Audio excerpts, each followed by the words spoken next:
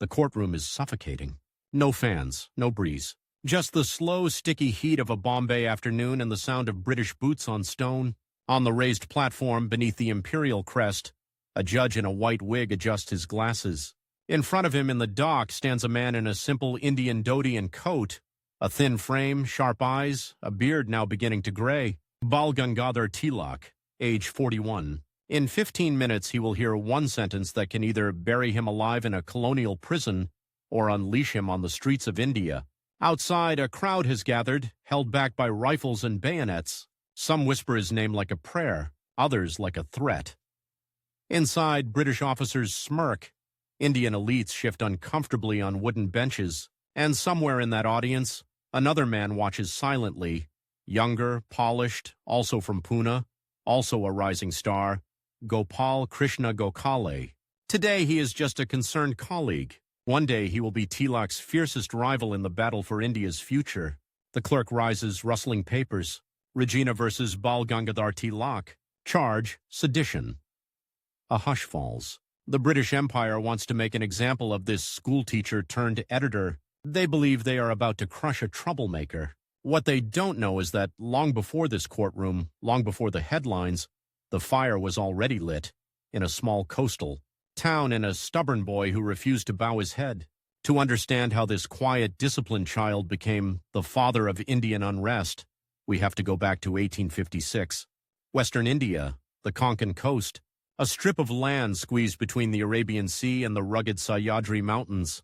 In the town of Ratnagiri, the monsoon rain lashes crooked roofs and dusty lanes. Inside a modest house lit by oil lamps, a newborn boy cries out, loud, insistent, refusing to be soothed. They name him Balwant Gangadhar Tilak. His father, Gangadhar Ramchandra Tilak, is a stern, scholarly man, a teacher of mathematics and Sanskrit.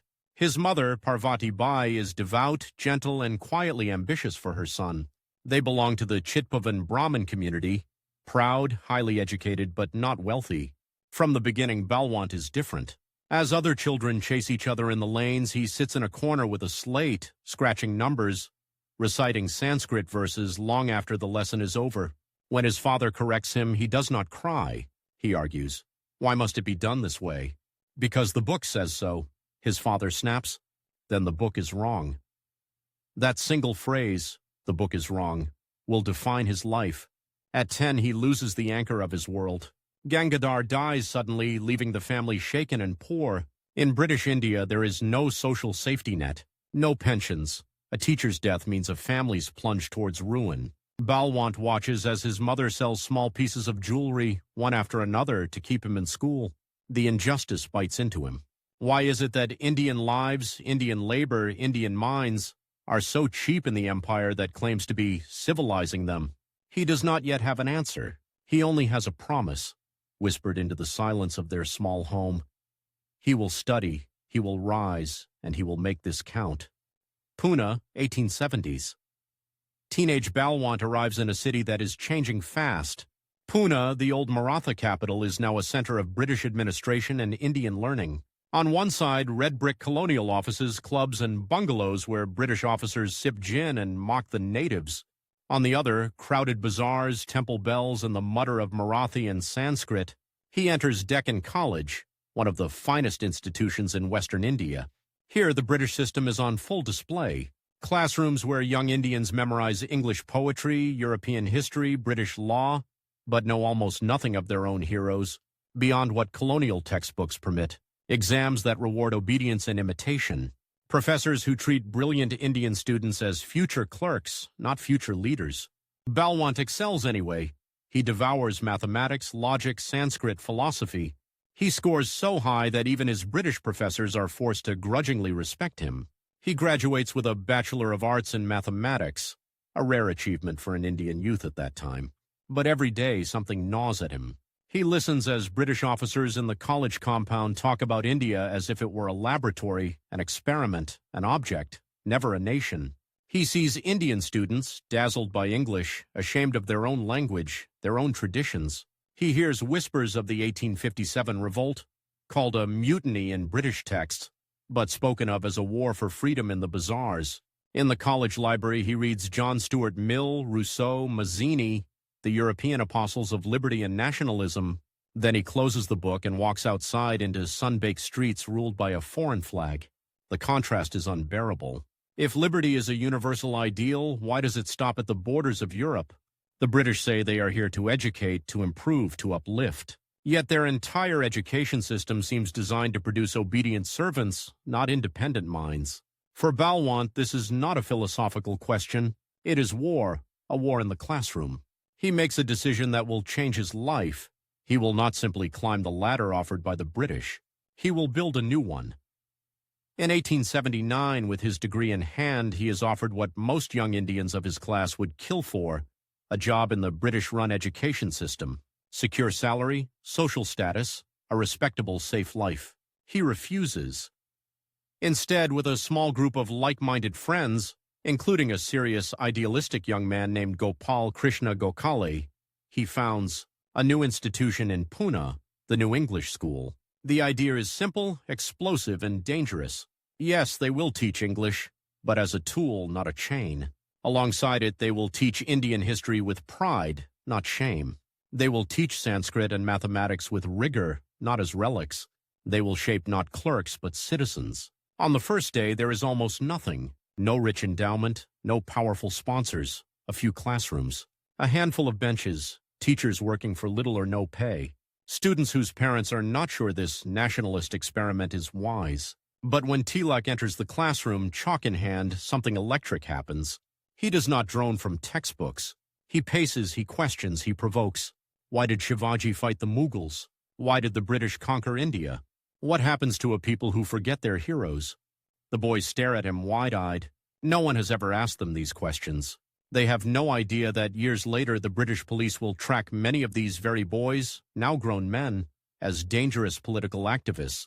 The classroom is becoming a training ground for rebellion. The clock is ticking. The British Raj is tightening its grip. Railways, telegraphs, laws, and taxes are binding India more tightly to London.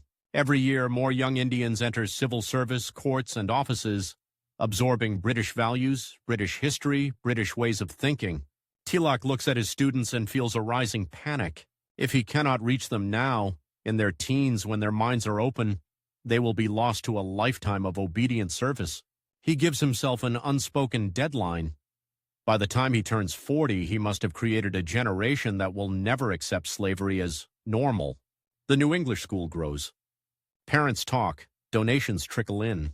Tilak works insane hours, teaching by day, writing lesson plans by night, walking across the city to save a few coins on transport.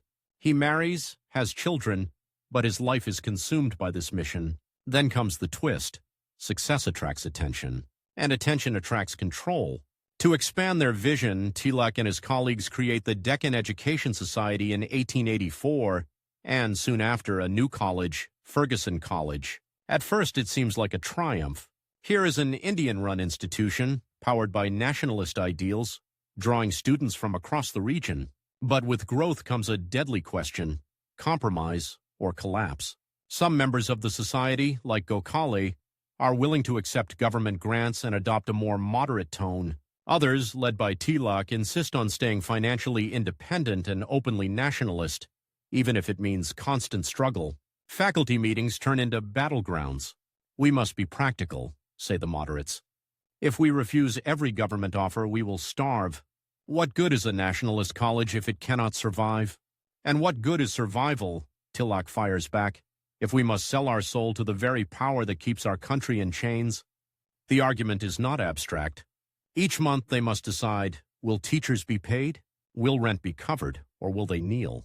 Behind the polite debates lies a deeper clash of personalities and visions, and a rivalry that will one day split the entire Indian National Congress. Gokhale, calm, analytical, believes in slow reform, persuasion, statistics, speeches inside legislative councils. Tilak, intense, uncompromising, believes that you do not ask your oppressor to set you free politely. You make him. The Deccan Education Society, the very institution they built together, becomes their first battlefield. Eventually, the society moves away from Tilak's hard line. They tighten their grip on policy. They urge him to tone down his political activities to focus on pure education. Tilak's response is as drastic as it is revealing. He walks away.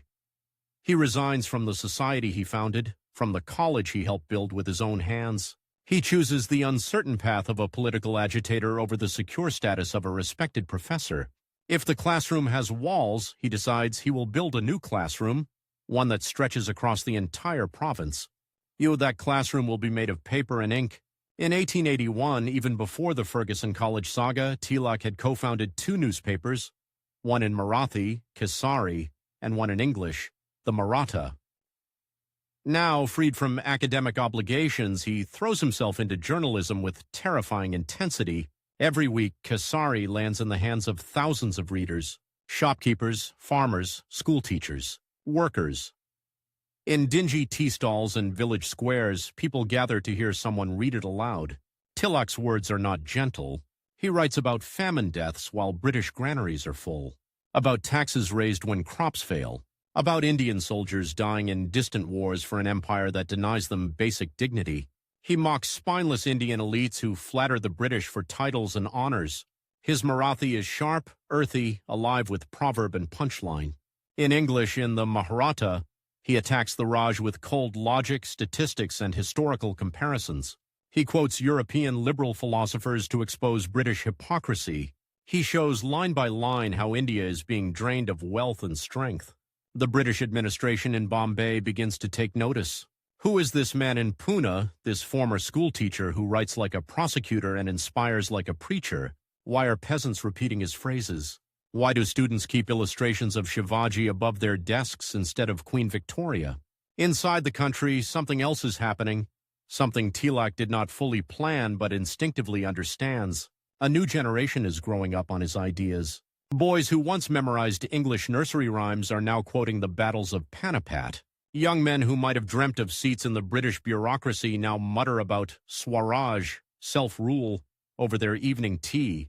And Tilak is not content with newspapers alone.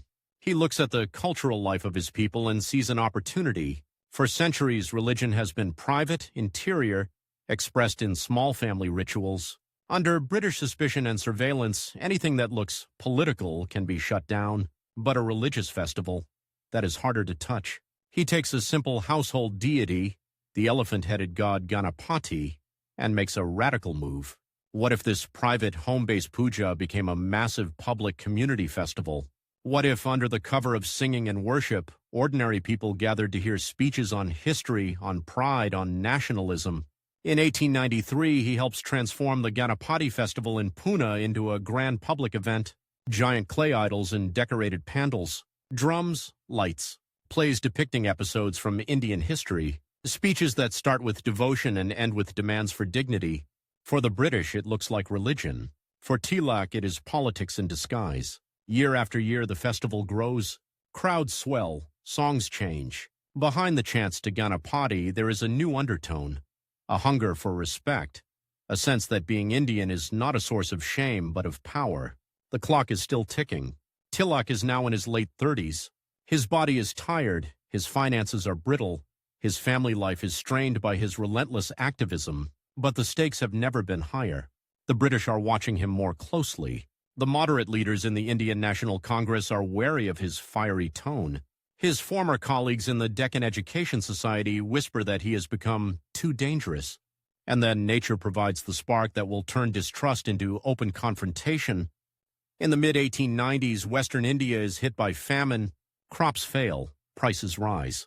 In the villages around Pune, people boil weeds to survive. Children's ribs stick out like the dry branches of the trees around them. The British government responds as it always does, with bureaucracy. Relief measures are delayed. Taxes are not reduced. Grain is exported even as locals starve. When plague follows famine, the response becomes brutally direct. In Pune, British officers lead aggressive plague control measures. They storm into Indian homes, search women, drag out the sick, burn belongings, quarantine entire neighborhoods with a ruthlessness that shows exactly how much, or how little, value they place on Indian privacy, dignity, and life. Resentment turns to rage. In Kesari, Tilak's pen becomes a sword. He names the atrocities. He describes the humiliation of women by foreign soldiers. He quotes from Hindu scriptures about tyrants and resistance. Between the lines, a message is clear. Patience has limits. Some readers take his words literally, violently. In June 1897, two young Indian men, the Chapakar brothers, assassinate W.C. Rand, the British officer in charge of plague measures in Pune, and his military escort on a dark road. To the British, this is pure terrorism. To the people of Pune, it is something more complicated. A brutal, desperate act born of humiliation and rage. The colonial government looks for someone to blame beyond the gunman. They find their target in the pages of Kesari. Tilak is arrested, charged with sedition, with exciting disaffection against the government. The man who once walked past British offices as a quiet boy in Ratnagiri now walks, handcuffed, between British policemen into the heart of colonial justice. Which brings us back to that silent, suffocating courtroom in Bombay. He stands there, calm as the charges are read. His lawyers argue that he never directly called for violence, that he merely criticized injustice, that in any free country his writings would be protected speech. The prosecution argues that words are weapons, that his articles lit the fuse that killed Rand, that the empire cannot allow such poison to spread. On the wooden benches, Indian elites shift uncomfortably. Some support him, others fear that his extremism will ruin the fragile gains they have made. Among them, Gokala watches, torn between admiration for his old colleague's courage and fear of his methods. Outside, the clock is still ticking. If Tilak is convicted, he could disappear into prison for years. His newspapers could be strangled. His classroom without walls, the youth of Maharashtra, could lose its loudest voice just as they are beginning to stir. The judge clears his throat. Bal Gangadhar Tilak, you are found. The sentence is about to fall, and with it the next phase of his life and of India's struggle is about to begin. At the precise moment the British Empire thinks it is about to bury one dangerous schoolteacher inside stone walls, it is actually carving his face into the memory of a generation. The judge adjusts his glasses. Bal Gangadhar Tilak, you are found guilty. The word hangs in the hot air like a hammer. There is a sharp intake of breath in the courtroom. Some Indian lawyers drop their gaze. A few British officers smile, thin and satisfied. Outside, through shuttered windows, the murmur of the crowd swells and breaks like distant surf. The judge continues, his voice flat, as if reading a railway timetable. You are sentenced to 18 months rigorous imprisonment. 18 months, not death, not exile for life. The empire has chosen a middle path, harsh but not martyr-making. Officials in Bombay believe they have been clever. They will frighten other agitators, discipline this one, and move on. They have no idea what they have just done. Tilak bows slightly, more from habit than submission. No tears, no drama. Only a brief tightening of the jaw. Inside his head, one thought pulses. 18 months lost. He is 41. In the unspoken timetable he has set for himself, to awaken a people, to see India stand upright before his own body fails. Every year matters. Every month taken by the Raj is a month stolen from the fight. As guards lead him away, their boots echo on the stone. On the wooden benches, Gopal Krishna Gokhale watches, his face a mask. This is the nightmare he has always feared, not only for Tilak but for India. Gokhale believes in statistics, speeches inside legislatures, petitions that shame the British into reform. Tilak believes in awakening anger in the streets. Now that anger has led to bullets, and bullets have led to chains, in that moment between the two men a silent line is drawn. One path goes through council chambers and budget debates. The other goes through prison cells. The first taste of prison is not romantic. There is no heroic glow in the damp stone, the iron bars, the thin, stinking mattress. Mosquitoes whine around his ears at night. The food is coarse, the water sometimes foul. The days are carved into monotonous tasks and long silences. But something unexpected happens. News of his sentence spreads like wildfire. In Pune and Bombay, in Nagpur and Pune district villages, Kesari readers whisper the details. The man who wrote what they dared only think has been locked away for speaking too plainly about injustice. To the British, he is a criminal. To them, he becomes something else, a man who pays for his words in flesh and time. In dimly lit homes, children hear his name in hushed conversations. Tilak has gone to jail. What did he do, Baba? He told the truth. Stories ripple outward and grow. 18 months become a badge of honor, a proof that he is willing to suffer for what he believes. A new idea begins to form in young minds. Maybe prison is not only for thieves and murderers, maybe it is where patriots go. Behind bars, Tilak feels this, even if he cannot see it. He forces his day into discipline. He reads whatever is allowed. He replays key Sanskrit verses in his memory. He analyzes over and over the political landscape he has left behind. Time becomes his enemy and his ally.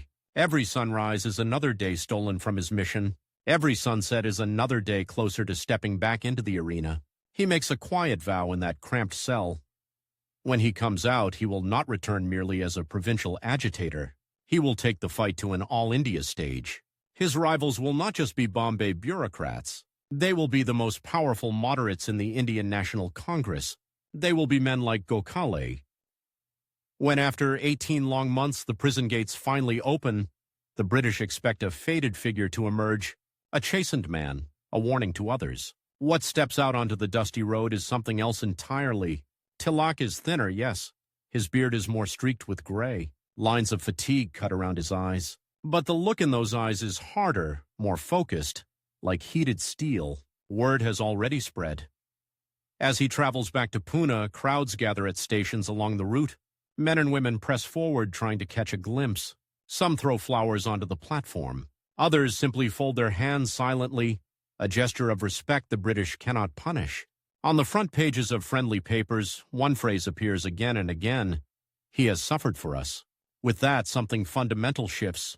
Tilak's authority is no longer based only on intellect or on fiery editorials or on his role as an educator. It is based on sacrifice. He is not just a writer. He is a man who has walked through the empire's punishment and come out unbroken. And in politics, that changes everything. At the same time, another story is unfolding. In quieter rooms, under high ceilings with no shouting crowd. In Calcutta, Bombay, Madras, elite Indian lawyers, landowners, and professionals gather once a year under the banner of the Indian National Congress. They pass resolutions, draft petitions, debate the empire's budget. The British allow this. The Congress is a safety valve, a place where Indian discontent can be drained into speeches and paper. In these halls, Gokhale flourishes. He studies railway finances, salt taxes, land revenue rates. He makes precise, devastating critiques of British policy. The Viceroy calls him the leader of the Indian people in the councils. But that Indian people rarely includes the farmers in famine districts, the workers in textile mills, the small shopkeepers reading Kesari. Tilak sees that gap like a wound. When he attends Congress sessions, his presence is felt before he speaks. He sits quietly at first, watching rows of men in starched coats and polished shoes. So many of them defer even in their anger, careful not to offend British sensibilities, terrified of being labeled disloyal. When his turn comes to address the assembly, the air changes. His voice is not lawyerly, it is not smooth. It is like a stone thrown into still water. "We are beggars," he says once, "asking for alms of reforms. We must be masters, not petitioners." Some delegates shift uneasily in their chairs. Others sit up, suddenly alert. After the session, private conversations crackle. "He will wreck everything we have carefully built," mutter some moderates. "He is the only one who speaks like the people outside these halls," whisper younger men at the edge of the crowd. The line between two strategies sharpens. On one side, Gokhale and his allies. Constitutional agitation, loyalty to the crown, slow gains. On the other, Tilak and a growing circle of younger leaders. Open agitation, mass mobilization, Swaraj, not in some distant future, but in their lifetimes. Then in 1905, the British hand Tilak a weapon more powerful than any editorial he has ever written: Bengal. Without asking the people, without consulting Indian leaders, Lord Curzon, the Viceroy, decides to slice Bengal into two, a division, presented as administrative convenience, but widely seen as a cold strategy to divide Hindus and Muslims, to weaken a powerful province that has become a hotbed of nationalist thought. The reaction in Bengal is volcanic. Students boycott classes. Lawyers throw aside their British-made gowns. Shopkeepers refuse to stock Manchester cloth. Crowds burn foreign goods in public bonfires, chanting Bande Mataram, Hail to the Mother. For the first time, the idea of Swadeshi, of rejecting foreign goods and embracing Indian-made products, leaps from economic theory into the blazing reality of the streets. Tilak watches from Western India and understands instantly, this is it. This is the spark that can turn scattered anger into a national fire. He throws his full weight behind the movement. In Kasari, he praises the Bengalis for their courage. In speeches from Pune to Bombay, he calls for boycott, Swadeshi, national education, not as polite requests, but as duties. We must suffer in our stomachs, he says, and in our purses if we are to be free. He is 49. The clock in his head ticks louder. He is painfully aware that the body in which this burning spirit lives is not immortal. If a real mass movement is to rise in his lifetime, it must rise now. He pushes harder. Ganapati festivals turn into political rallies where slogans against partition echo between devotional songs. Shivaji celebrations, commemorating the Maratha king who defied the Mughals, become platforms for speeches about fighting present-day foreign rule. British officials watch these festivals with growing unease. It is all perfectly legal, on paper. Religious ceremonies, historical commemorations. Yet in every drumbeat, every cheer for Shivaji's sword, they hear something else, the rehearsal of rebellion. Inside the Congress, the pressure becomes unbearable. The annual session in Calcutta in 1906 is a storm. On the surface, it is just another meeting. Speeches, resolutions, procedural votes. But beneath that, two visions collide head-on. Gokhale and the moderates push for carefully worded resolutions. Condemn partition, yes, but reaffirm loyalty to the crown. Call for reforms within the empire. Tilak and his allies, including fiery leaders from Bengal and Punjab, want more. They want the Congress to endorse boycott, to declare Swadeshi not just a tactic but a creed. They speak of Swaraj as an immediate political goal, not as a dream for future generations. In private, British officials call them extremists. Tilak accepts the label, even uses it. If demanding self-rule is extreme, he reasons, then perhaps the times need extremity. In the packed hall, the debate is fierce. Gokhale warns that open calls for boycott will provoke a crackdown that India is not yet ready to withstand. He talks of building institutions, of training public opinion slowly. Tilak responds with a cold, simple question. How many more famines must we study? How many more budgets must we analyze before we admit that slavery cannot be reformed, only ended? There is silence. In that silence, young delegates feel something inside them tilt. One path feels safe, reasonable, respected by English liberals. The other feels dangerous, raw, and honest. The Congress, for the moment, papers over the cracks. Both sides sign a compromise resolution. On the surface, unity. Underneath, the fracture deepens. It will break wide open the next year, in Surat, 1907. The annual Congress session has moved from the intellectual world of Calcutta to the mercantile, fiery city of Surat on the banks of the Tapti. The British have been watching the Calcutta drama with alarm. They are determined not to let the Congress become a platform for full-fledged boycott and mass agitation. They quietly throw their weight behind the moderates. Behind the scenes, local authorities favor permits, platforms, and arrangements for leaders who promise a peaceful session. Into this charged atmosphere walk the two men whose rivalry now embodies two futures, Tilak and Gokhale. Surat is a tinderbox. Rumors fly that Tilak's supporters plan to push through a resolution making Swaraj the explicit goal of the Congress. Moderates fear being drowned out, their cautious language swept aside by slogans and cheers from the galleries. The first day's proceedings are tense but controlled. On the second, all pretense of decorum dissolves. The chairmanship itself is contested. Tilak's camp supports a more radical figure. The moderates insist on theirs. Accusations fly across the hall. Delegates surge forward. Some climb onto benches, others shove, shout. At the peak of the chaos, a shoe flies through the air and lands near the chair. Pandemonium. In the blur of bodies and voices, one image stays with those present. Tilak, standing on a bench, trying to speak, his words swallowed by the roar. No British policeman needs to swing a lathe that day. The Congress defeats itself. The session collapses without a proper resolution. The organization, meant to be the unified voice of Indian political aspiration, goes home split between moderates and extremists. For the British, it is a victory. Divide and rule, executed without lifting a finger. For Gokhale, it is heartbreak. For Tilak, it is a bitter kind of confirmation. If the Congress cannot keep pace with the rising anger of the people, then the real struggle will have to move beyond its resolutions and credentials.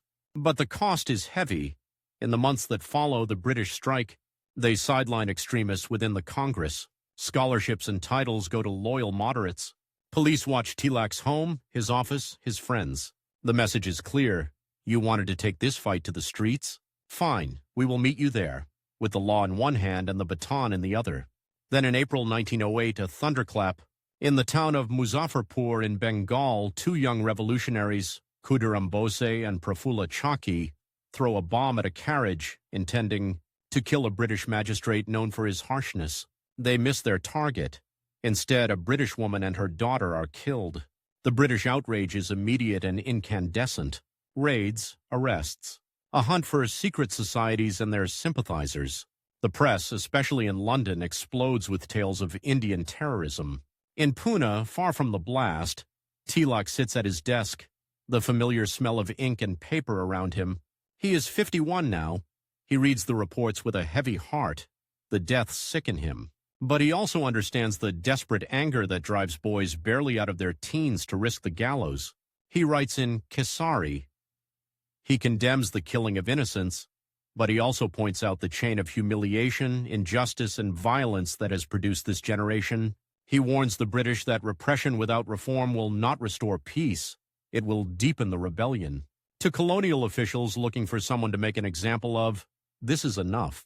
His words, they say, excite hatred and contempt towards the government. Once again, as in 1897, they decide that the pen in Pune is as dangerous as any bomb in Bengal. They move in. Tilak is arrested, his home searched, his papers seized. Crowds gather outside the police station, angry, restless. Troops are deployed, bayonets glint in the sun. As he is taken away, some in the crowd shout his name. A few weep openly. He lifts his hand slightly in reassurance. Inside, he feels something colder than fear, a calculation. This time, they will not settle for 18 months. He is no longer a regional irritant. He is, in British eyes, one of the architects of a new, more dangerous phase of nationalism, connected to boycotts, strikes, and now in the feverish colonial imagination to bombs. He knows they will try to remove him from the game for as long as possible. If they succeed, he will be nearly 60 when he walks free. Will his body survive? Will the movement he has helped ignite still burn? The clock he has carried in his head for decades turns into a ticking bomb. The second sedition trial in 1908 is more than a legal proceeding. It is a ritual. The prosecution produces articles from Kesari and the Maratha, sentences underlined in red, metaphors parsed like codes. They argue that his writings have created an atmosphere where violence against the government is seen as heroic. Tilak's defense is more than a plea for personal freedom. It is a challenge to the very logic of empire. Standing in the dock, he speaks calmly, almost like a teacher lecturing a difficult class. I do not incite murder, he says. I describe the condition in which such acts arise. Blame the disease, not the doctor who diagnoses it. He points out that in England itself, harsh criticism of the government is tolerated, that sedition laws imported to India were long ago discarded in the mother country. Is liberty, he asks, only for Englishmen? Are we forever to be children, punished the moment we raise our voices? The courtroom is silent. Even some British reporters scribbling furiously feel an uncomfortable twist inside. But the machinery of empire does not bend for feelings. Outside, in more comfortable surroundings, men in starched shirts and stiff collars have already decided. An example must be made, not only for India, but for London. They must show that no matter how clever the words, no matter how high the reputation, the Raj can still put any native in chains. The judge reads out the verdict. Tilak stands, straight-backed. Bal Gangadhar Tilak, you are found guilty of sedition. No pause. You are sentenced to 6 years transportation to be served in Mandalay prison in Burma. There is a collective gasp. 6 years. Not in a local jail near Pune where supporters can gather at the gates, where his name can be shouted in the streets, but transported across the sea to a distant, humid fortress of stone cut off from the heart of India. For a man of 52, not in perfect health, it is a gamble with death. Gokhale, hearing the news, feels his stomach drop. Though they have argued fiercely, though they have stood on opposite sides of Congress battles, he never wished this. He had always imagined a future where moderates and extremists would eventually reunite, where his painstaking reforms and Tilak, his fiery agitation would converge in a final concerted push. Now one half of that equation is being shipped out, under guard, like a dangerous animal. At the docks, the scene is unlike anything the British have prepared for. Hundreds gather, their feet in the dust, eyes straining for a last look. Women with children on their hips. Shopkeepers who once unfolded Kesari with dusty fingers. Students, their heads filled with his words, biting their lips to keep from crying out. A line of soldiers keeps them at bay. Tilak walks up the gangplank in simple clothes, a small bundle of belongings in his hands. His wrists are not visibly chained, but the guards around him make chains unnecessary. He stops once, turns, and looks back at the city he has fought for. In that brief frozen moment, it is as if two Indias are staring at each other. One armed with rifles, uniforms, and ships. The other armed with memory, anger, and faith. He lifts his hand in a slight salute. A roar breaks from the crowd, raw, almost animal. Tilak Maharaj ki jai. Long live Tilak. On deck, a British officer winces.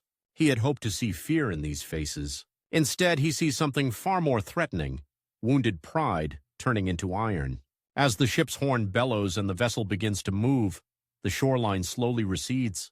Tilak feels the vibration beneath his feet, the slow, inevitable pull away from everything he knows. 6 years. He will be 58 when he returns, if he returns. Will the younger generation, already boiling with new ideas, still listen to a man who has spent the better part of a decade behind foreign walls?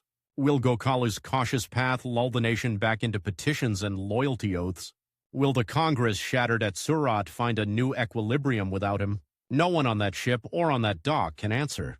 But something has already been decided.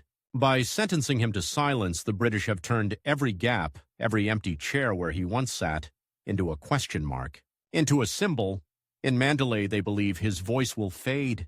They do not yet realize that for millions, the clock that has begun to tick is not the countdown of one man's remaining years, but the count up to the moment when Swaraj is my birthright will no longer be a slogan but a claim on history itself.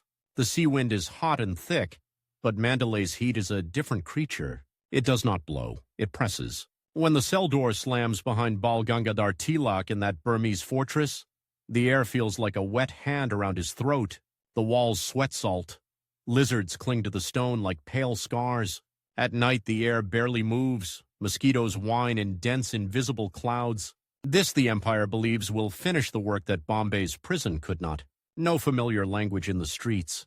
No crowds at the gate. No whispered updates about Kesari or Congress sessions. Just the monotony of guards' boots and the shriek of tropical birds that sound like rusty hinges. 6 years. At 52, it is not a sentence. It is a countdown. His heart is not strong. Malaria has already visited him more than once. Doctors warn that prolonged exposure to this climate can break even younger men. The British have not officially sentenced him to death, but the climate, the distance, and time itself may do the job quietly. He measures the cell with his steps. 10 paces one way, 10 back. He lies on a cot so thin he can feel each wooden plank. There is a small table, a chair, a shelf. When the monsoon hits, rain slams the roof like fists, and water runs in thin, mocking rivers along the corridor. And in that suffocating space, something astonishing happens. He begins to build an empire the British cannot touch. The first weapon that the Mandalay authorities hand him is meant as a kindness: books.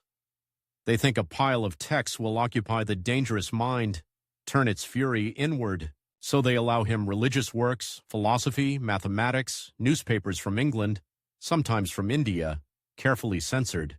They have forgotten that this man has always turned books into gunpowder.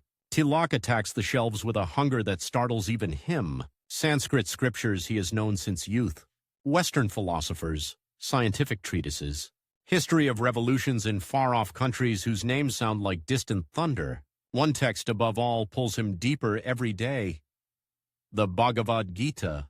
He has taught it, quoted it, used its verses in speeches, but in Mandalay the Gita ceases to be lines on a page. It becomes a battlefield. He reads it not as a quiet, detached spiritual poem, but as a manual for action in a world soaked in injustice, Arjuna, frozen between duty and doubt, looking at an army of relatives he must fight. Tilak, locked thousands of miles from home, while his country stumbles towards a future that may arrive without him. He begins to write. At first in scattered notes cramped on cheap prison paper. Then as days melt into months and months into years, those notes swell into a vast manuscript, line after line, page after page, his hand cramping, ink sometimes smudging in the oppressive heat. This book will later be known as Gita Rahasya, the secret of the Gita, but there is nothing quiet about the secret he uncovers. He rejects the idea that the Gita preaches renunciation of the world. No, he insists, it demands action. It sanctifies duty performed without selfishness, not escape from responsibility. It tells a hesitant warrior, stand up, fight, do what must be done without clinging to the fruits. For Tilak, this is India's encrypted message to itself. He sharpens that message into a blade. Religion in his reading is not an opium to make slaves accept their chains. It is a drumbeat behind political struggle. In Mandalay's silence, he is chipping away at the moral excuses the British, and many timid Indians, use to justify inaction. He is building an answer to every gentle sermon that tells the oppressed to wait for justice in another world. The days still grind. Sometimes he wakes drenched in sweat, fever burning his skin. The doctor comes, takes his pulse, mutters. The warders exchange looks. If he dies here, they will say it was illness, not policy. On some evenings, as the sky bleeds into a thick red sunset beyond the high walls, he hears the distant striking of a temple bell. Burmese voices chant prayers in a language he cannot follow, yet their rhythm reminds him of Marathi bhajans, of Ganapati processions, winding through Pune streets. Memory becomes torture and nourishment both. He marks the years with invisible notches in his mind. 1, 2, 3. Each year another layer of dust settles on his old desk in Pune. Another batch of children grows into young men and women without hearing him speak. Another Congress session is held where others debate the future in his absence. From rare scraps of news, he reconstructs the battle outside. He hears of moderates trying to reassert control.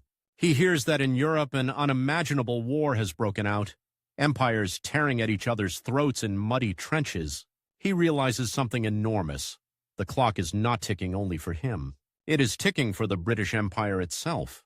This war, sold as a fight for freedom and civilization, is swallowing millions of lives. India is sending money, grain, and men, soldiers from villages he has walked through, dying in places they cannot pronounce. If, when this war ends, India is still bowed, if no demand has been hammered into history while Britain is vulnerable, the chance may not come again for a generation. His own weakness, the damp cell, the malaria all press in. He is trapped in a race he cannot run with his feet, so he runs with his pen. Gita Rahasya grows into thousands of handwritten pages. He writes commentaries, letters, outlines for future speeches, blueprints for organizations not yet born. He imagines leagues, branches, committees stretching from Bombay to Madras, from Nagpur to Lucknow. He cannot know their names yet, but he knows their purpose. If he does get out alive, he will have no time for cautious re-entry. He will have to hit the ground running. When in 1914 the iron gates of Mandalay open for him at last, it is not out of mercy. The empire is busy bleeding in Europe.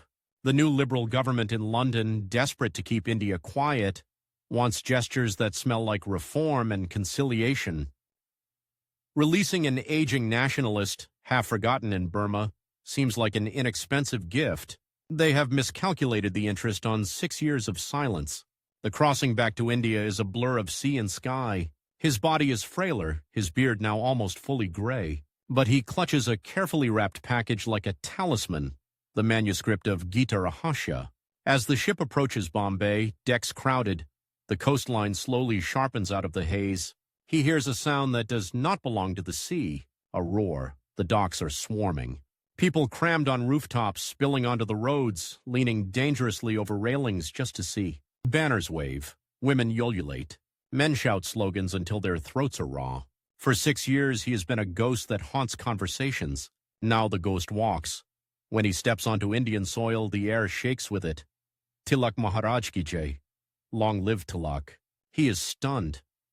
Somewhere in the back of his mind, the old fear had gnawed that he would return a relic, a story from the past overshadowed by newer names. Instead, he finds himself welcomed like a king coming back from exile. But kings have courts. He walks now into a world where the court is already divided, and its most careful player is missing. Gopal Krishna Gokhale is not at the dock. Within a year, he will not be anywhere. Gokhal's health, always fragile, fails him in early 1915. When news of his death reaches Tilak, it feels like a piece of the country's nervous system has been cut. They were rivals, yes. They fought, argued, split the Congress in Surat. Gokhale called him reckless, feared that Tilak's strategy would crush the delicate progress of constitutional reform. Tilak, for his part, saw Gokhale as tragically cautious, forever bargaining inside a house that was on fire. Yet beneath the public duels there had been a strange, sour respect. Now one half of that old collision is gone. The field of battle shifts, but the conflict at its heart does not. It is still about speed, about risk, about how far to push, how fast with how much blood on the line. Only now the opponent is not one man. It is time. Tilak is nearing 60. The war in Europe is chewing through years like kindling. Politicians in London speak of self-determination for small nations, while India feeds their guns and starves in silence. If India does not seize this moral hypocrisy while the world is watching, the British promise of liberty will set like the sun, beautiful for a moment, then gone. Tilak presses his doctors for a blunt answer. How long, he asks, can this body fight? They say what doctors always say. Avoid strain, rest, be careful. He laughs. Careful is a luxury he no longer has. He publishes Gita Rahasya. The book is not an easy read. It is dense, packed with Sanskrit quotations, philosophical arguments, historical analogies. But its core message, when stripped to bone, is simple enough to shout in a street, action is duty, cowardice is sin.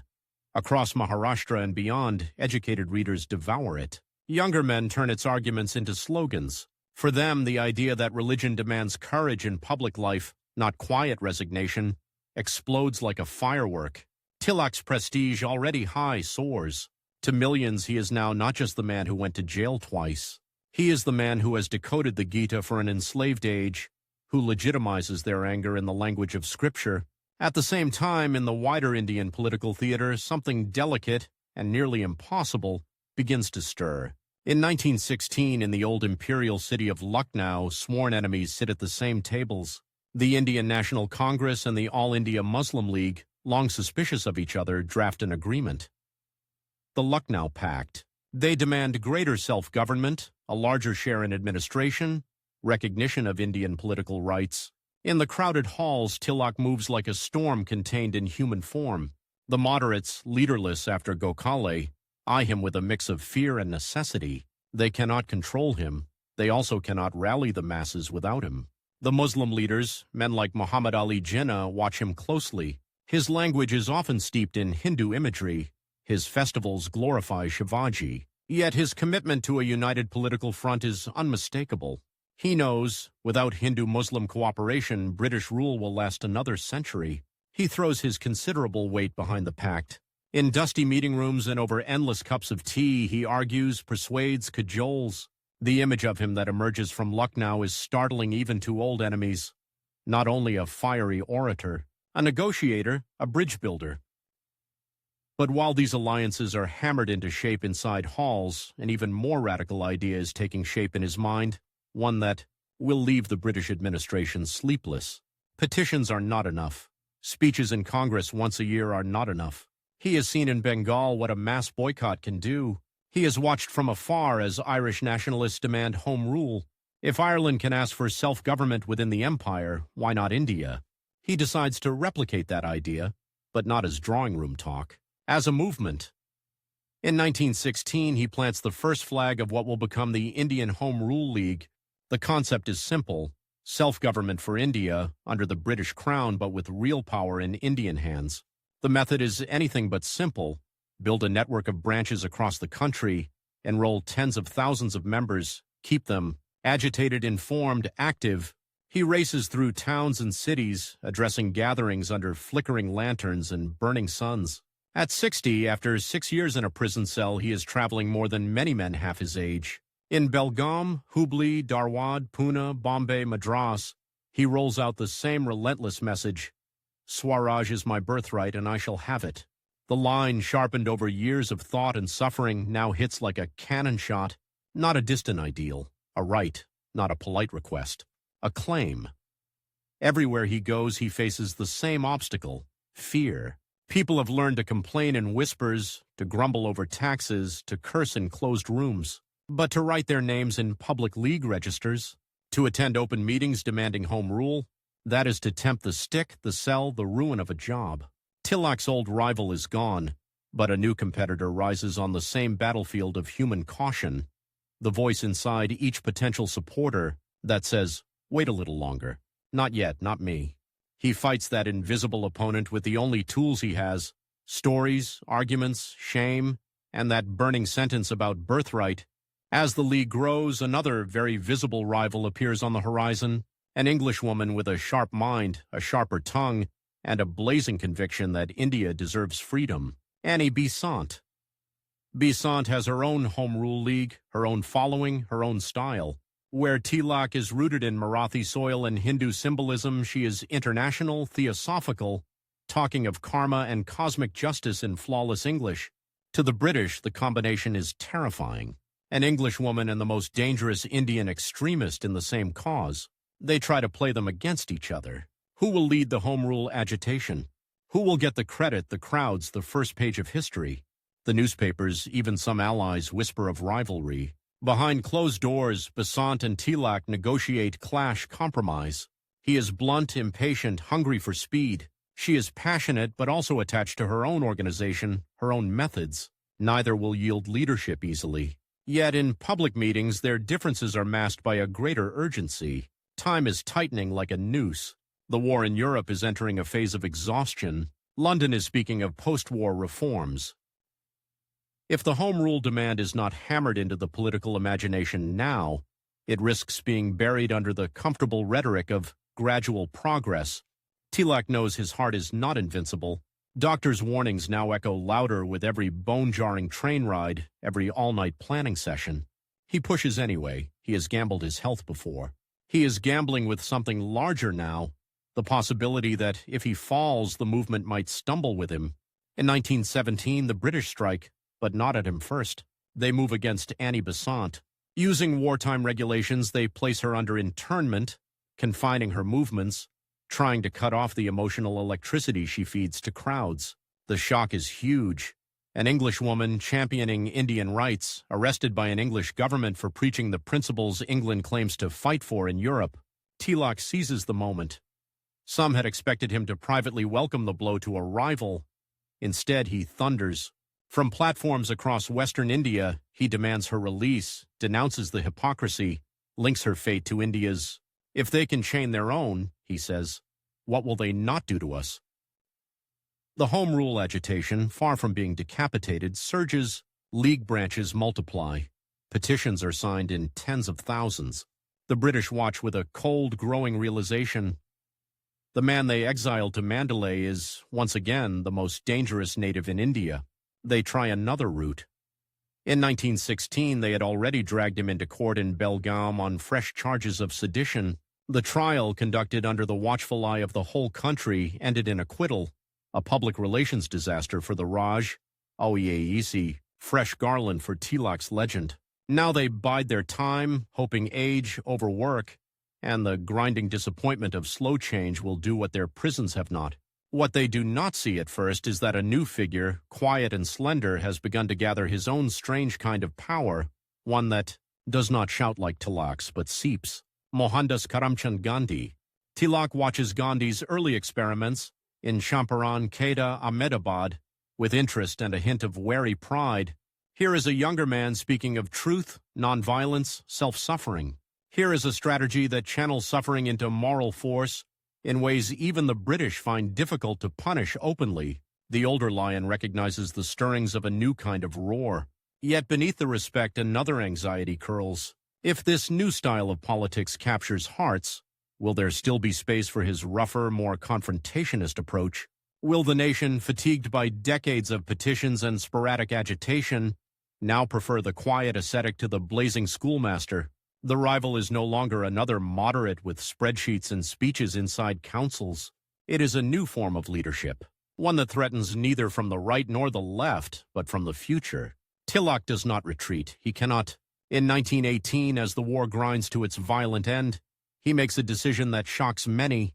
He sails to England, not as a supplicant this time, as an accuser. He sues Sir Valentine Kyrol, the British journalist who had branded him the father of Indian unrest, for libel. It is a daring move, an Indian nationalist dragging a well-connected Englishman into an English court on English soil to fight over the story of India. The voyage is brutal on his health. He is in his early 60s now. The cold damp of London seeps into his bones like Mandelay's heat once did.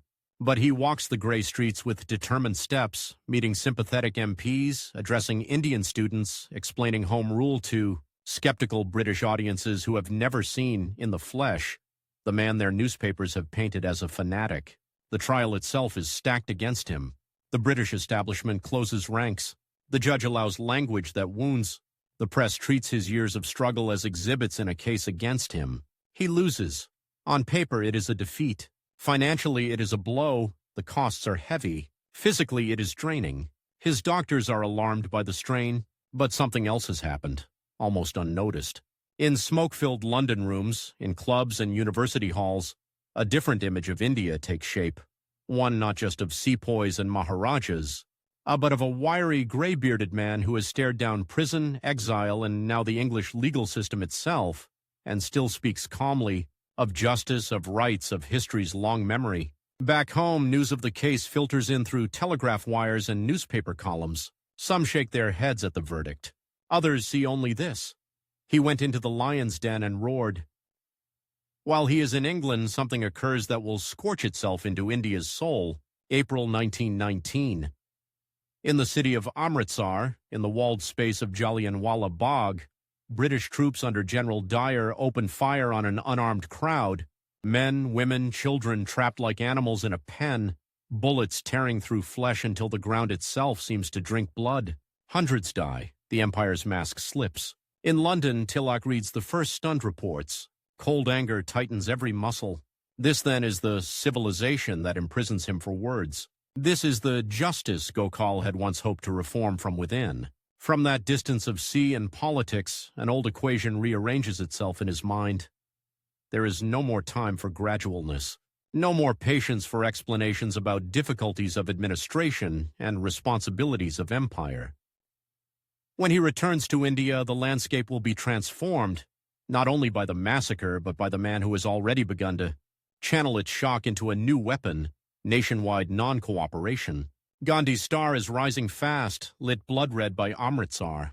Tilak, battered but unbroken, prepares to step back onto the subcontinent once more. He will find a nation angrier than ever, a people ready to renounce titles, jobs, and clothe itself in fury. He will also find that for the first time the central question is not only how to fight the British, but who will lead that final. A desperate race against time, the aging, scarred architect of political awakening, or the soft-spoken lawyer from Gujarat whose spinning, wheel and fasting body are becoming symbols in their own right. When the ship brings Tilak back to Bombay in the late summer of 1919, the question is already hanging over the harbor like monsoon. Cloud. Has India outgrown him? On one side of the country, students are burning foreign cloth and swearing to spin their own thread on Gandhi's humble charkha. On the other, in western India's crowded lanes, men still paint Shivaji's sword on walls and whisper the old defiant line, "Swaraj is my birthright, and I shall have it." Between the spinning wheel and the sword, between fasting and fiery festivals, between soft speech and thundering denunciation, India must choose its heartbeat, and the clock in Tilak's chest is ticking louder every day. The pier is a blaze of umbrellas, and umbrellas turn banners as he steps ashore. His beard is whiter, the lines on his face carved deeper, but the crowds surge as if time has reversed. They shout his name, reach for his hands, touch his feet, push marigold garlands onto his shoulders until his frail frame is half buried under flowers. But listen closely. Amid the old cries of Tilak Maharaj ki jai, something new cuts through, Gandhiji ki jai. The two names swirl together in the damp air, sometimes in harmony, sometimes jostling like rivals in a narrow alley. Gandhi is not yet the Mahatma carved on banknotes and statues, but Jallianwala Bagh has thrown him like a torch into a dark warehouse full of dry straw. Non-cooperation, boycott, renunciation. The words are still forming, but the emotion is already there. A vast, wounded disgust with British rule, too raw now for polite resolutions. Tilak senses the change like a veteran soldier stepping onto a battlefield where the weapons have evolved. The last time he dominated politics, students carried copies of Kesari in their satchels and whispered about bomb throwers in Bengal.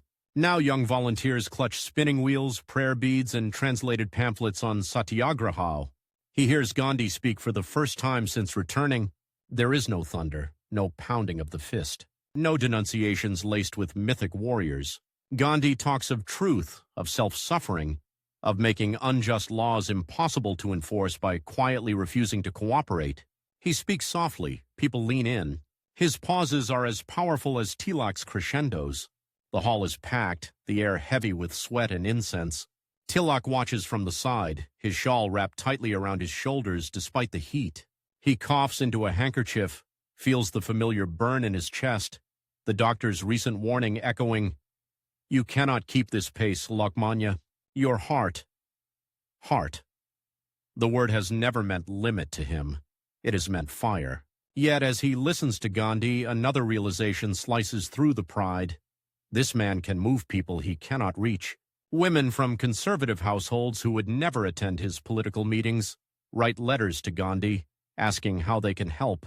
Merchants who once hesitated to offend the government now talk of boycotting foreign cloth and sugar, as if discussing a religious fast. Gandhi has turned sacrifice into a fashion.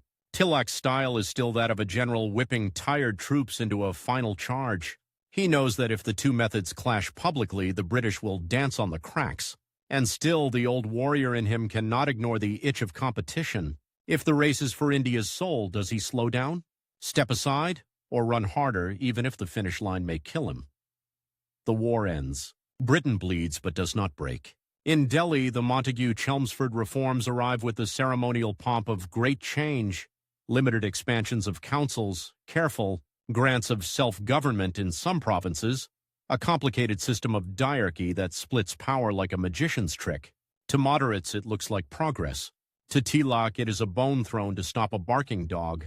He reads the scheme line by line, his fingers trembling not from age but from anger. Elected Indians here, unelected British officials there, and at the top, the unmistakable steel of imperial veto. They have learned to imitate concession while retaining control.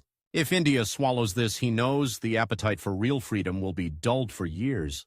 Gandhi is still feeling his way, testing non-cooperation in localized struggles. The Congress is arguing over how far to go, how fast. Old moderates talk of cooperation with reforms. Younger men mutter that blood must answer blood.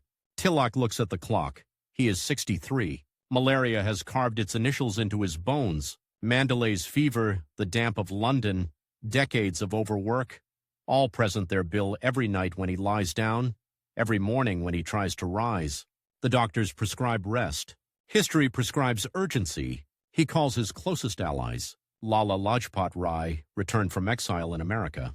Muhammad Ali Jinnah, still in his elegant phase of constitutional politics, waistcoat sharp, hair impeccably parted. They gather in smoke-filled rooms in Bombay and Pune, late-night lamps burning, maps and documents spread on tables scarred by ink and time. Tilak lays out a plan that is both old and new. He wants to send a powerful delegation to London to demand dominion status, home rule within the empire, like Canada or Australia, backed not by pleading but by the implicit threat of a nation ready to agitate on a scale the British have never seen. He imagines walking once more into the corridors where he just fought Kirol, but this time not as a lone plaintiff. With him, a united Indian front of Hindus, Muslims, moderates, extremists, lawyers, and peasants' representatives. His eyes burn with the vision, but as he speaks, as his hand chops the air to emphasize a point, another reality presses in. The room swims slightly, a cold sweat beads on his temple. The edge of the table digs cruelly into his weakened back. The plan depends on two ticking clocks. One, a political window before the British restabilize their world after the war. Two, a human heart that may or may not last that long. The Congress meets in Amritsar at the end of 1919, in a city still haunted by the echo of gunfire and the whispers of mass graves. Tilak travels there despite every medical warning. The train journey is grueling. Each jolt rings through his spine. But he steps down onto the platform with his head high. In the session tent, the heat is suffocating even in winter. Delegates fan themselves with papers, some still bearing sweat-stained signatures of protest against Jallianwala Bagh. Gandhi moves among them, humble, focused, already the moral center of the room. Tilak watches him address the assembly, not with the fire of revenge, but with the iron of moral indictment. Gandhi calls for the repeal of repressive laws, for an inquiry into the massacre, for recognition that the British have forfeited their claim to govern by consent. The crowd responds not with the usual cheers, but with a deep, sustained murmur, as if something beneath the surface is cracking. When it is Tilak's turn to speak, the hall holds its breath. His voice is lower now, sometimes cracking. Yet the words still come in molten streams. He does not contradict Gandhi. Instead, he lifts the demands into a larger frame. We have asked politely, he says, for years. We have petitioned, resolved, begged for justice inside their own law. Jallianwala Bagh is their answer. If we now accept scrap reforms, we sign our own moral death warrant. They understand only one truth: organized, united, relentless pressure. He does not use the word non-cooperation, but he does not dismiss it either. He speaks astonishingly of combining methods: non-cooperation in the streets, negotiation in the councils, pressure from within, pressure from without. And he ends with the line that has become his title, his scar, his blessing and curse: Swaraj is my birthright, and I shall have it. The tent erupts, but something in the cheering has changed shape. It is no longer just a crown being placed on one man. It is a restless energy seeking multiple channels. Tilak feels it in his bones. He is no longer the single storm. He is one thunderhead in a gathering monsoon. Early in 1920, as Gandhi sharpens his idea of nationwide non-cooperation, boycotting schools, courts, titles, foreign cloth, Tilak finds himself at a private crossroads. His advisors pull in two directions. Some urge him to reassert his independent line, to resist surrendering leadership of the movement to this new ascetic figure whose politics, they warn, may be too spiritual, too hostage to moral gestures like fasting. Others argue that without Gandhi's moral force, no mass non-cooperation can grip the villages. The British, watching from their offices with high ceilings and polished floors, see the same thing and pray for a split. Rivalry, they know, is their oldest ally. If Tilak denounces Gandhi, the Raj will endure a while longer. One evening in Bombay, as the hot wind drifts in from the sea and the sky glows the color of burnt copper, the two men meet in a quiet room. No crowds, no garlands. Just two very different Indias in one space. Gandhi in his simple dhoti, glasses catching the fading light, palms often unconsciously pressed together as if in prayer. Tilak in his traditional dark coat and red turban, the famous mustache now streaked fully with gray, his eyes still sharp behind tired lids. They talk for hours about methods, morality, speed. Gandhi emphasizes discipline. If non-cooperation turns to violence, he warns, he will call it off. For him, means and ends are twins that cannot be separated. Tilak pushes on urgency. If the nation misses this moment, he insists, it may lie under a foreign rule for another half-century. He worries that insisting on perfect nonviolence in an imperfect world is like refusing to fight a fire because the water is not pure.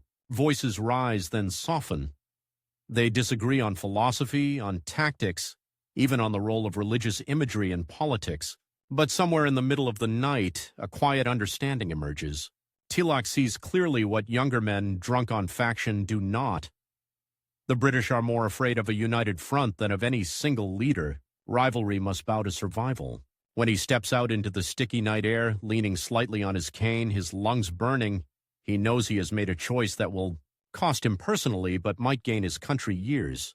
He will not split the movement. He will instead do something many aging warriors never find the strength to do. He will pass the torch while it is still blazing in his hand. The announcement is not made with fireworks. It is woven into speeches, interviews, letters. Tilak begins to refer to Gandhi in public as the man whose way the nation should follow in the coming struggle. He does not kneel. He does not vanish. He continues to organize, to raise funds, to argue for sending a delegation to London even as non-cooperation takes shape.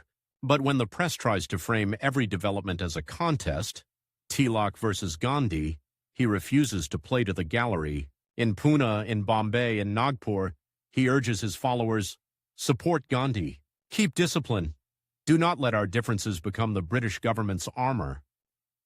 For a man whose life has been built on confrontation, this act of restraint is both unexpected and, in its quiet way, revolutionary. To some of his most ardent disciples, it is almost a betrayal. They had wanted him to fight one last glorious internal war to prove that the politics of the sword, of festivals, of fiery agitation, is superior to the politics of spinning and fasting.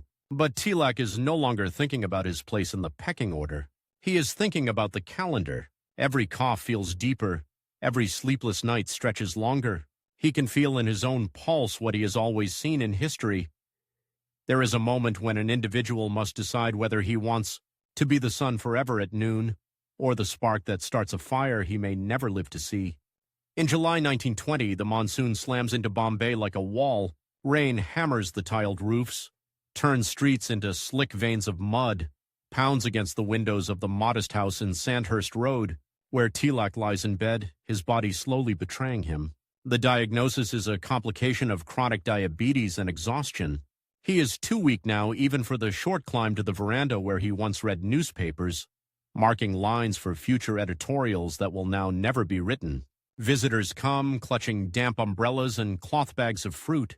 Lawyers, students, workers, political leaders.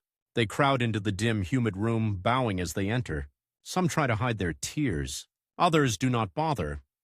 He talks when he can, his voice faint but still edged with steel. Again and again he returns to the same points. Do not stop. Do not quarrel among yourselves. Remember that the British are never so strong as when we are divided. One afternoon, a young volunteer leans too close, his voice shaking. Lokmanya, what if something happens to you before we get Swaraj? Tilak's eyes close briefly. He has imagined it too many times not to have an answer. Then, he whispers, you must make sure that my death counts as one more argument against their rule, not as an excuse to despair. Outside, thunder rolls. Inside, his pulse flutters like a trapped bird. Gandhi is on the verge of launching his non-cooperation movement formally. Resolutions are being drafted, meetings planned. Time, which Tilak has always tried to whip into running faster, now sprints ahead of him. In the early hours of 1st August 1920, as rain still drips from eaves and the city holds its breath in that quiet pocket before dawn, noise returns, Bal Gangadhar. Tilak's heart finally refuses another command. The man who dragged empires into courtrooms, who turned textbooks into gunpowder, who made the Gita a battle standard, dies in a small room surrounded not by fanfare but by the soft sounds of weeping and the relentless drum of rain. The news spreads through Bombay like a lightning strike. By mid-morning, every tram is jammed, every lane clogged. Shops pull down shutters, not in fear of riots, but in shared grief. Mills release workers early, markets empty. Over 200,000 people stream towards the house, and then slowly towards the cremation ground at Chowpatty. Hindus, Muslims, Parsis, Christians, congressmen and critics. Men who once called him a dangerous fanatic now walk beside men who considered him a god. His body, draped in the tricolor that is not yet the flag of a free nation, is placed on a gun carriage, the same instrument of power, once used to display British military glory. Now it rolls through Indian streets for an Indian dead. From balconies and windows, women throw flowers that stick wetly to the cloth. Old men press their palms together.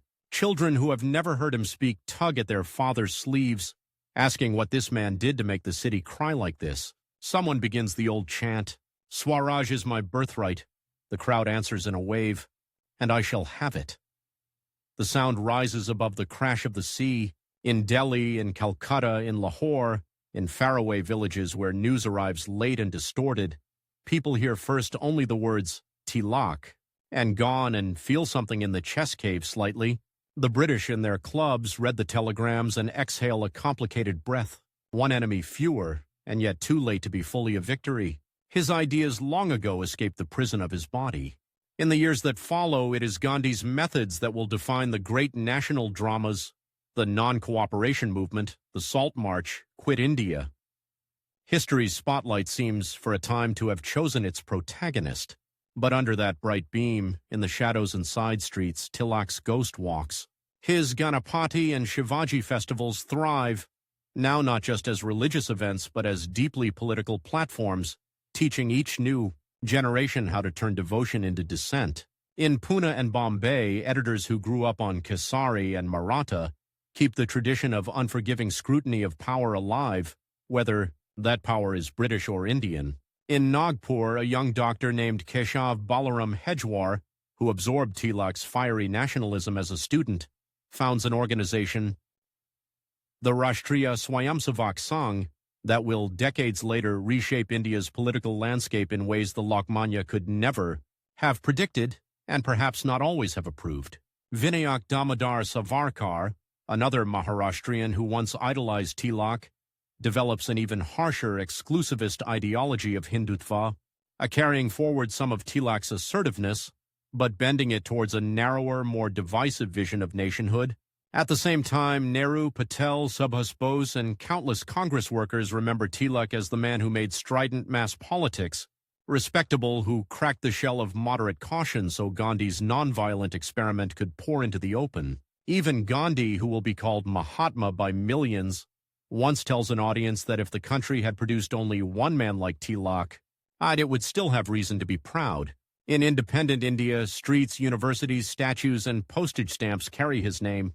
School children memorize his slogan long before they understand the life that forged it. Politicians of every stripe invoke him when they need the flavor of uncompromising patriotism. And yet there is a quieter legacy, harder to sculpt in bronze.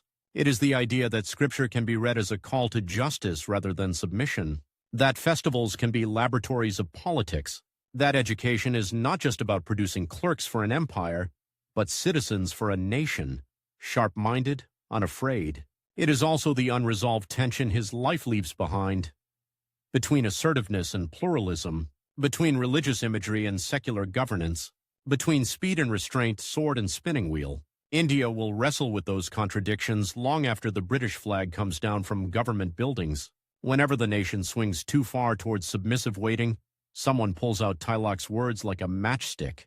Whenever it tilts towards reckless fanaticism, his willingness to yield, at the very end, to unity over ego stands as a quiet rebuke. In that sense, his real rival was never just Gandhi or the British or Gokhale. It was the part of India that is forever tempted to accept less than it deserves, to make peace with chains because they are decorated with polite reforms. And in that battle, the man who died in a small rain-soaked room in Bombay still fights. On every street where a festival becomes a protest. In every classroom where a teacher dares tell students that obedience is not the highest virtue. In every heart that hears the old sentence, "Swaraj is my birthright and I shall have it," and feels for a moment that the countdown is not over, but has only just begun.